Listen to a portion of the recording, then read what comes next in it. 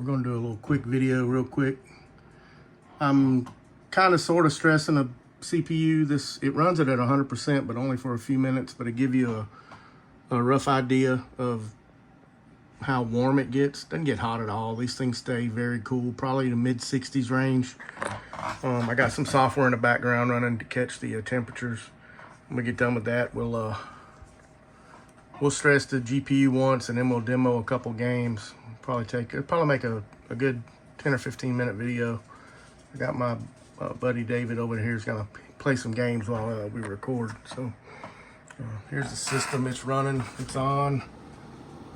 You can see the fans turning, but this is the one I got going right now. This is the one you're gonna buy.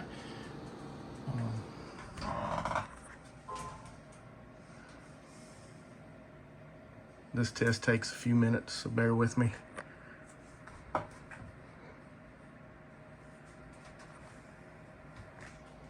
Sorry, I got shaky hands.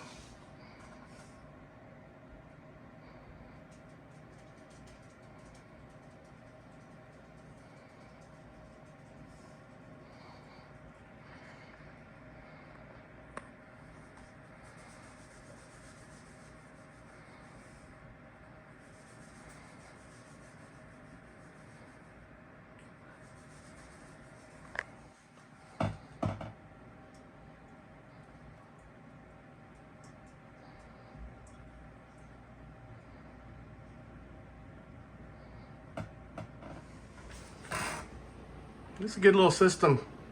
Be perfect for your kid.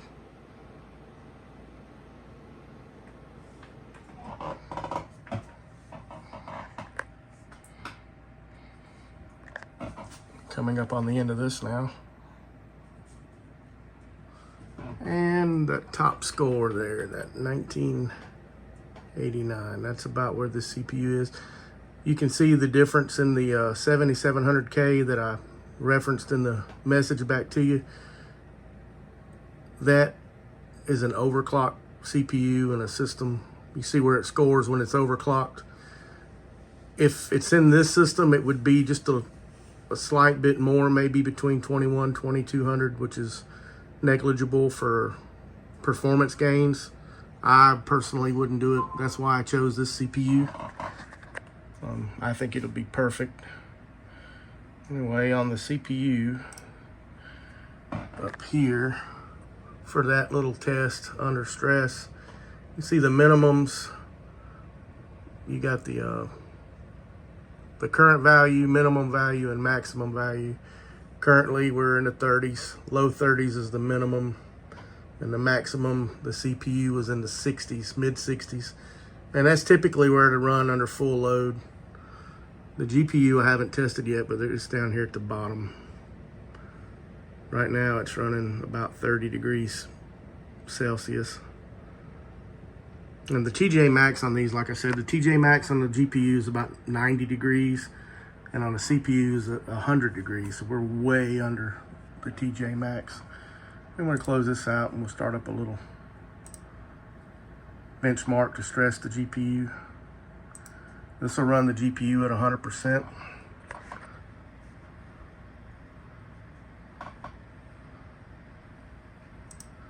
It'll take a couple minutes. And this does not stress the CPU, only the GPU. We got some numbers up here in the corner. You can see the CPU is running 100%, between 90 and 100%, just depending on the scene. The CPU isn't running hard at all. Right now we're staying about 50 degrees. It'll probably get up close to 60, 65 at the most. We'll see what happens. Takes about, what, 5 or 10 minutes to run this? Mm-hmm.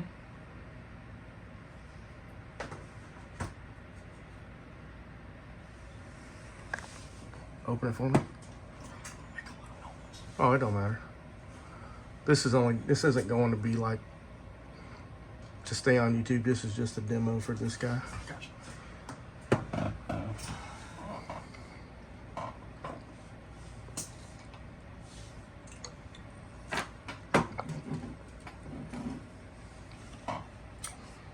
Bottle's cold. bottle, but not the liquid. Some cranberry. I'll put one in the freezer. What's the first? Better than ever have.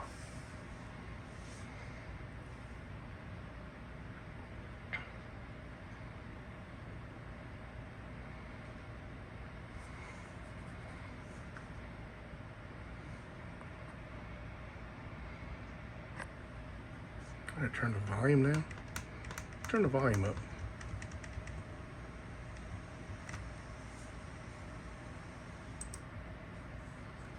Oh, I must have the TV muted.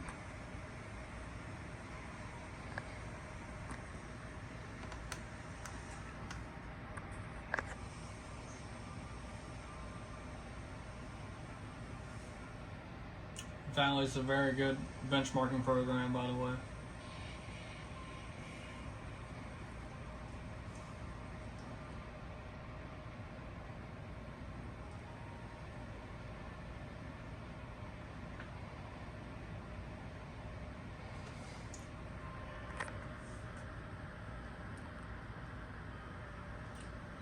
Just a couple more scenes.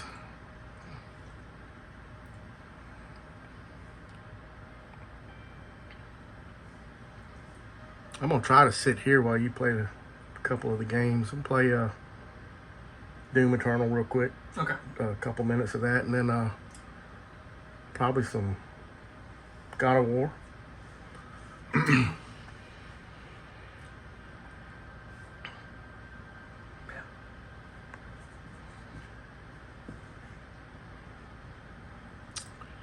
And that's it for this benchmark. There's a score. 37 minimum frames per second. Usually that happens in between cutscenes. That's not a number that stays. It's typically you get a low number when it's loading a scene. The maximum is a little over 200, but this is the average frames per second. Of course, the score it gives you for the settings. It tells you what it is, the CPU and GPU. It reports the memory wrong because it's an older program. It only recognizes 4 gigabytes, but it's a 6 gigabyte GPU. And of course, these are just some of the settings: DirectX 11, Custom, Ultra. Anyway, I'm gonna stop this video now, and don't want it to get too long, and I'll post one of us playing a couple of demos and games.